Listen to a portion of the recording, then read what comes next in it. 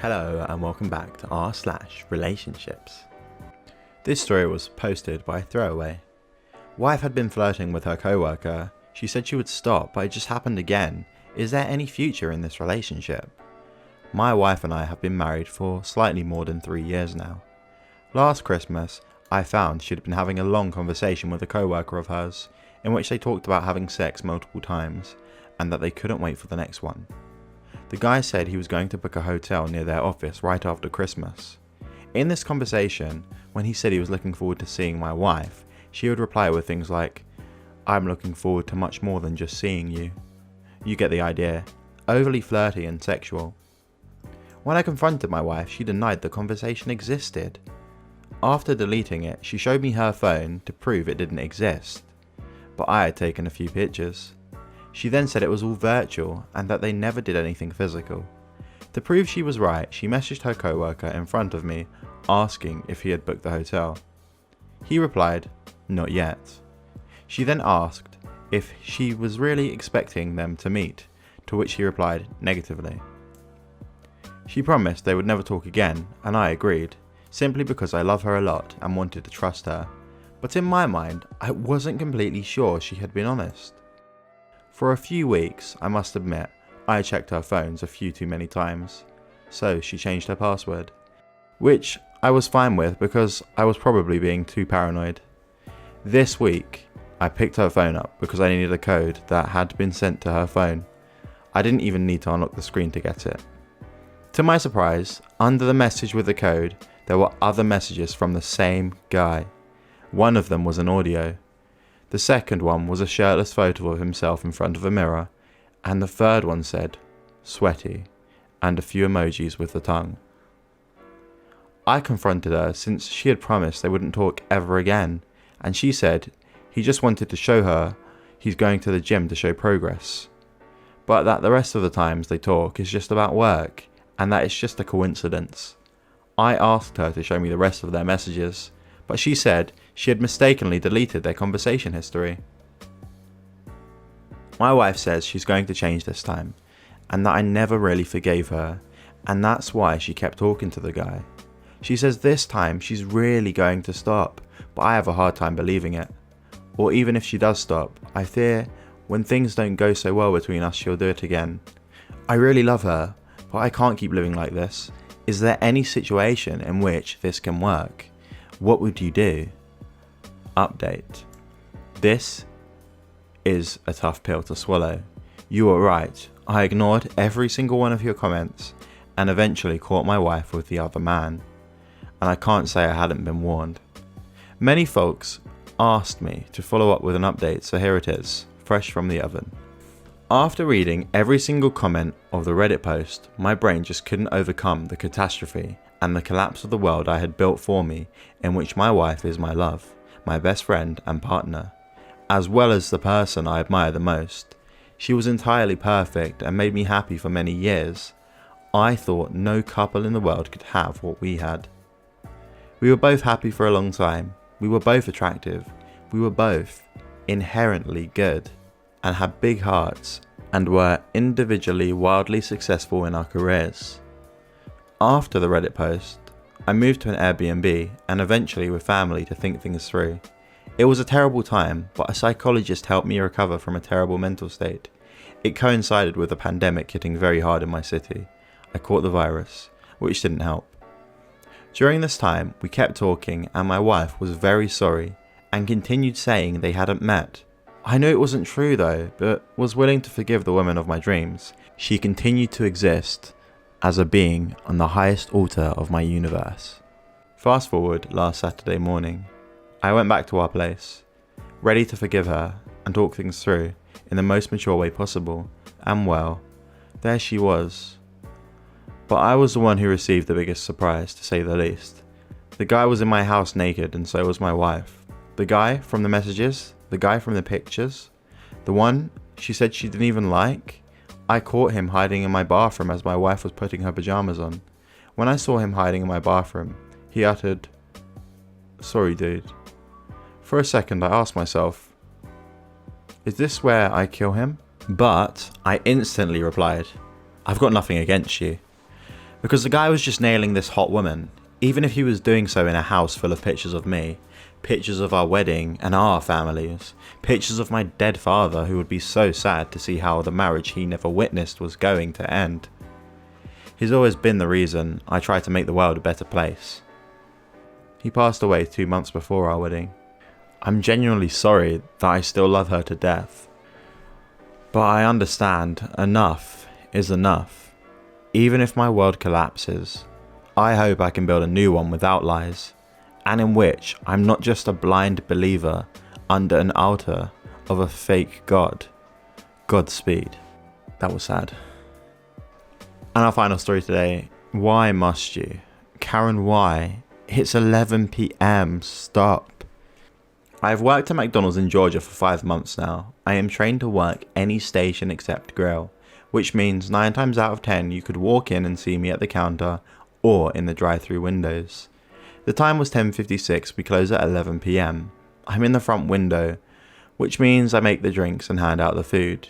We are pre-closing with only 4 minutes left before we shut down. This is normal. Coffee machines are off, grills are being cleaned and shut down, dishes are being washed. We got cleaning staff mopping the lobby. At 10:57 here comes Karen and 7 children, all of which look so tired it's not even funny. She comes to the register and just starts yelling, "Excuse me, is there someone who's going to take my order?" My manager looks at me with this, "Go handle this" look. So I go to the front counter and I'm like, "Hi, I'm sorry, but we're closing up right now." She looks me up and down and just scoffs. "Your website says you close at 11. It's not 11, you can take my order." I sigh because this is policy. If a customer comes in before closing, we are obligated to take their order. So I log into the system and start taking her order. 15 double cheeseburgers, 15 large fries, 15 sweet teas, and 3 large coffees. I was like, "Ma'am, there's no way the staff can do all that. Our grills are shut off for the night, and there are only 4 10-to-1 patties in our heat box. Our coffee machines are off, and the pots are being washed, and we have enough sweet tea to fill 3 large cups." She becomes red in the face. "You will turn it all back on, or I will have you fired. This is discrimination. You cannot do this to a white woman in the South. My husband is an army soldier, and you should have more respect for me." "Ma'am, I'm not discriminating. It's almost 11 and our staff is closing up.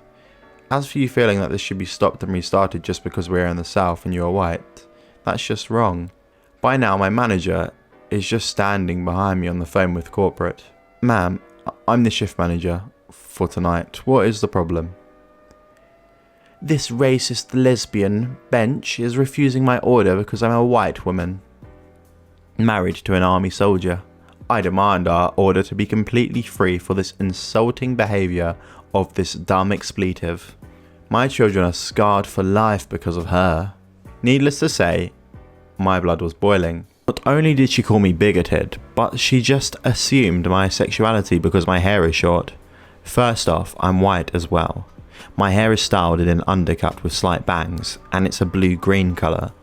Second off, when did I say I refused the order because of her race, or her husband's occupation? Anyways, my manager is just staring at her and says, "Ma'am, I'm on the phone with corporate, and I've been informed to tell you that unless you leave the premises, well, I'm well within my right to call the police. You are harassing my employee after our closing time and using rather choice words in our family-friendly lobby." In the long and short, that's what caused me a free day off with pay, because I didn't get to leave McDonald's until 2 AM on a school night because we had to call the police. I don't like Karens. And our final story today, am I the antagonist for not telling my mother-in-law that my son is gay? My son came out to us as gay when he was a teenager. He has been with his boyfriend for 4 years, and they are talking about marriage within the next 2 or 3 years. My in-laws are extremely religious and intolerant, and my son has never felt comfortable coming out to them. He has no relationship with them other than holiday birthday pleasantries, and we support his decision. We aren't particularly close to them either for reasons I will not get into here, but my husband feels like the less contact we have with them, the better. My mother-in-law has this bad habit with my son where she is constantly trying to involve herself in his dating life, and has in the past tried to set him up with women she either met at church or on the street. One time she tried to set him up with a waitress when we went out to dinner with them for her birthday. The other night he was over at the house and mother-in-law called up my husband on Skype. My son participated in the call to give his Thanksgiving pleasantries. My mother-in-law then began harping at him about when he was finally going to settle down and find a nice girl to marry, so she'll be able to be a great grandmother. She told him that one of her friends from church has a daughter that he would like, and asked if she could give her his number. My son told her he wasn't interested, and asked her to stop. She kept persisting, and then finally my son told her that he was gay and had a serious boyfriend he was living with and planned to marry. Mother-in-law flipped her crap. She ended the Skype and immediately called my husband and started screaming at him. She told my husband that our son was a disgrace to our family, and started chastising him for not telling her about our son's sinful life. My husband told her that it is not our place to tell people that our son is gay, and if she can't support him, then she is a worse grandmother than she was a mother, and she should be ashamed of herself. My father-in-law and sister-in-law are now demanding that we apologise to mother-in-law for upsetting her and ruining their Thanksgiving. My husband and I are standing firm that we have nothing to apologise for, and if anything, feel that they should apologise to our son for the awful things they said about him and his boyfriend. I was talking about what happened with my sister, and she told me that this would have never happened if we had told mother-in-law years ago that our son was gay. Am I the antagonist for not telling her? Oh, there's no debate here. This is so clear-cut, there's no point. OP's sister is 100% wrong. Not only is it not OP's place to out her son, it's her own son's business. It wouldn't matter the time frame. You know, these are deep-rooted beliefs and ideologies that OP's mother-in-law has. And unless she changes the way that she reads and the way she interprets scripture and comprehends it, then her beliefs won't change. Right? And it's a massive, massive thing. When I was younger, I quit the church when I was like 10. I was taken to church and introduced to church more formally and routinely by two lesbian neighbours. Would take me to church every Sunday, and they ran a whole club for the church, a youth club and everything. Funded it, fundraised for it, all sorts. But despite this, setting up all these fundraisers and parties and events for all the church and helping the local community in big ways, when they came out to the church, and it was so obvious anyway, like, they didn't need to.